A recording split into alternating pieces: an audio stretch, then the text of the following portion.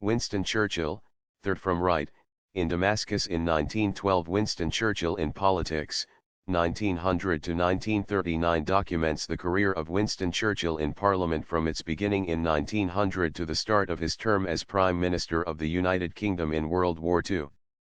He changed parties in 1904 after increasing disagreement with the mainstream conservative policy of protectionist tariffs preferentially favouring trade with the British Empire, joining the Liberals and winning the seat of Manchester North West. His political ascent was rapid, becoming successively Under-Secretary of State for the Colonies, President of the Board of Trade, Home Secretary, and First Lord of the Admiralty before he was 40 years old. His career suffered a severe check in 1915, after his support for the failed Dardanelles campaign during World War I, and the subsequent formation of the First Coalition.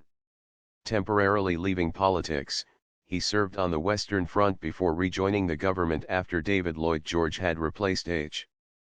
He served as Minister of Munitions, Secretary of State for War, Secretary of State for Air and Secretary of State for the Colonies before the downfall of the coalition in 1922, when he also lost his seat in Parliament.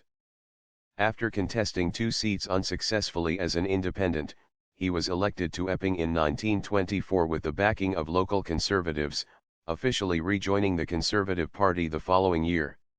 He immediately became Chancellor of the Exchequer, retaining the post until the fall of the Conservative government in 1929, and presided over the return of the United Kingdom to the gold standard exchange rate system.